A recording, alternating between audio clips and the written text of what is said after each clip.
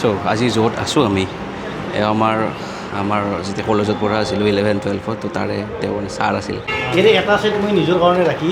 এটা ছেট মই সিফালে যদি কানেক্ট কৰিব পাৰি এটা ফেমিলিক আৰু ইফালতটো অলৰেডি এক্সিষ্টিং বিল্ডিং এইটো আৰু আগতে যা ডিজাইন কৰিছিল সি কোৱা নাই তাৰমানে তাহাৰ মতে ডিষ্টেঞ্চ কম 5 ফুট নাইতো তেওঁ বিল্ডিঙৰ যিখিনি ফ্ল'ৰ প্লেন বনাব ষ্টেয়াৰকেছৰ এইটো পাৰ্টত নতুনকৈ আৰু কনষ্ট্ৰাকশ্যন কৰাব। আৰু যেনেকৈ নহওক এই তিনিটা বস্তু এটাচ কৰিম এই তিনিটা পাৰ্টত ঠিক আছে মোৰ এতিয়া এটা হ'লেও হ'ব। তাৰে কাৰণে আমি যিখিনি ড্ৰয়িং ল'ব লাগে মেজাৰমেণ্ট লৈ এটি ফ্ল'ৰ প্লেন বনোৱাৰ কাৰণে সেইখিনি বৰ্তমান আজি লৈ আছোঁ। দেখিছে লাইন 1 2 3 4 বেলৰ 5 আছে 1 2 3 4 5 এইটো 9 ফুট মানে এইটো খুঁটাটো ষ্টেয়াৰকেছৰ মূৰৰ খুঁটাটো ছাৰ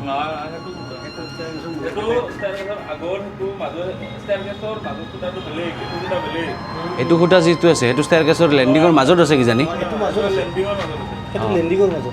তাৰমানে মই আকালি এতিয়া এইখিনি জেগাত ৰাখিব লাগিব এইটো যিটো লেণ্ডিঙৰ যদি মাছ হয় এইখিনি জেগাত ৰাখিব লাগিব এইটো বস্তুটো এইটো নহয় আৰু